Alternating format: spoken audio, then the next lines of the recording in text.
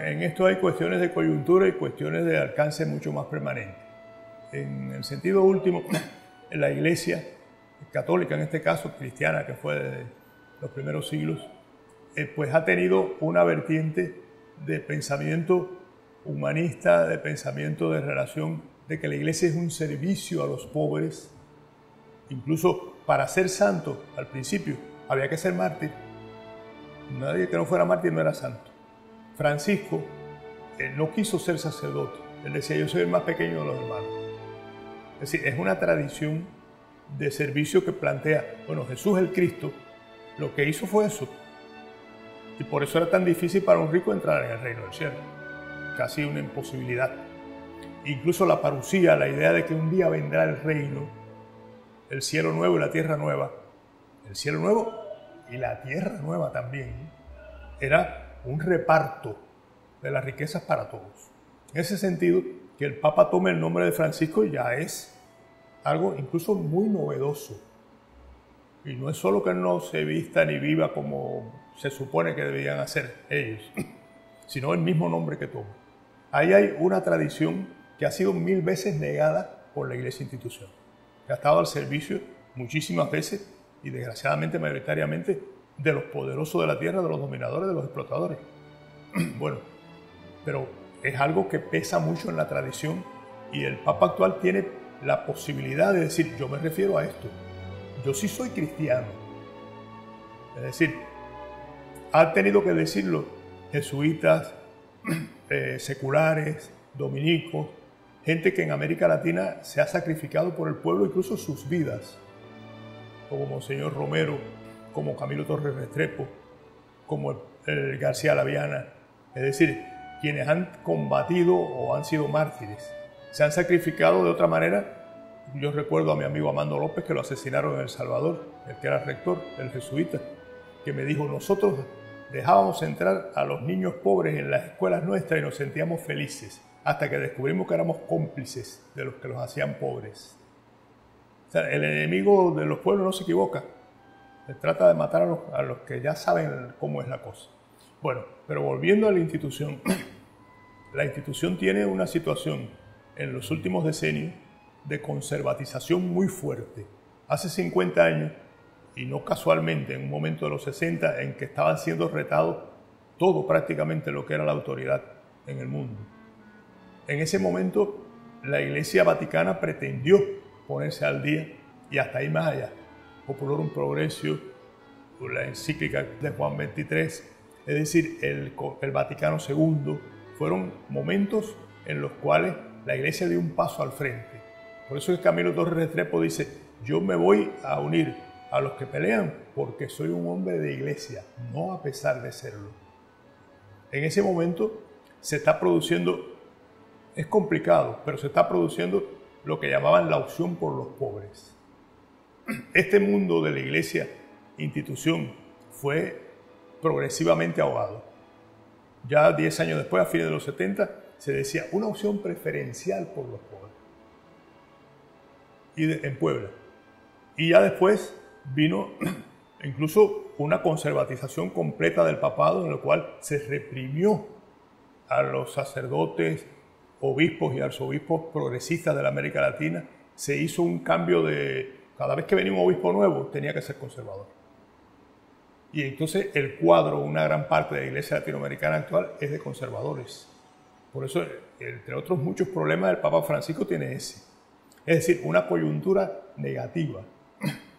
Y a diferencia de los dos últimos papas, Francisco ha entrado, no lleva más que 2 años y medio, pero ha entrado con unas actitudes prácticas de acabar con eso.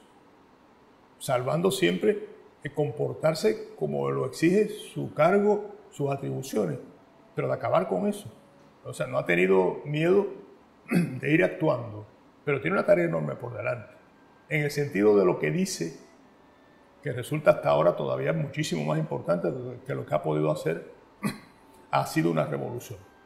Es decir, él se ha referido, por ejemplo, a un problema gravísimo del mundo de hoy, que es la conservación del planeta, en lo cual hay demasiadas cosas para hablarla en unos pocos minutos, pero no ha hecho una ecología corriente y común, sino que ha planteado y nada menos que en el documento de máximo rango que hay en la Iglesia, una encíclica, ha planteado el problema del medio ambiente en relación con el problema de la naturaleza y el problema de la pobreza y la explotación. O sea, no se ha quedado con algo que pudiéramos llamar verde, sino que ha hecho un análisis integral. Eso ha sido tan extraordinario que ha motivado que muchos medios de fuentes y de influencia muy poderosa de Estados Unidos lo hayan declarado un enemigo fundamental, un enemigo principal, porque está atacando a los que hacen, que los que no les interesa el planeta, sino el lugar en que hacen su ganancia. Eso es todo. Pero esto por un lado. Por otro lado, él ha sido muy claro en condenar el neoliberalismo, condenar la explotación de los pobres, condenar la imposibilidad de salir de la exclusión. Está planteando cosas tales que no se pueden ver como un simple progresismo. Esto es muy interesante por la influencia enorme que tiene la palabra de un papa en muchos de los que son creyentes religiosos, e incluso en otros que no son creyentes religiosos también, puesto que es una personalidad siempre un papa. Esto hace que sea tan importante a mi juicio, y no hablo de doctrina social, porque eso también es un territorio de discusiones. Hablo de la palabra del Papa actual, que resulta, por ejemplo, en Bolivia, el discurso que él hizo hace pocos meses, es un discurso de una calidad extraordinaria por su radicalismo, donde atendió a los problemas principales de los pueblos, que para nosotros hoy en América Latina son un momento de desafío inmenso. Es el momento de si va a ser posible que de verdad haya países con regímenes autónomos frente al imperialismo norteamericano, capaces de repartir más la renta entre la población y no una minoría de ella, capaces entonces de asegurarle también a las familias que los niños puedan llegar no solo a ser sanos, sino a tener una oportunidad en la vida. Es decir, en este momento hay una pugna inmensa entre esa posibilidad que se abrió con el inicio del siglo y con Chávez, la Revolución Bolivariana, con Evo, con otras experiencias, y que está siendo tratada de ahogar y de liquidar por fuerzas conservadoras, y ya sabemos quién está siempre detrás. En ese sentido, cumple también en este momento un papel que a mí me parece importantísimo.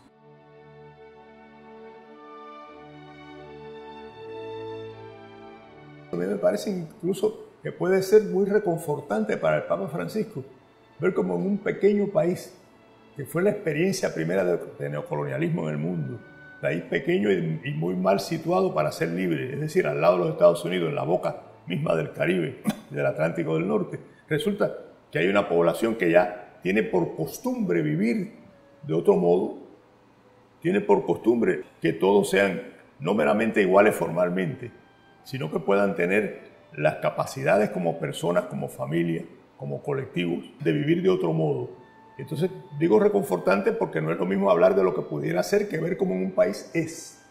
Y es a pesar de tantas cosas en contra, porque la agresividad de Estados Unidos se ha materializado hasta el día de hoy. Incluso algunos dicen, qué bueno, ya se normalizaron. No se ha normalizado nada. Es decir, que hablan una embajada en cada lugar donde había una oficina de intereses.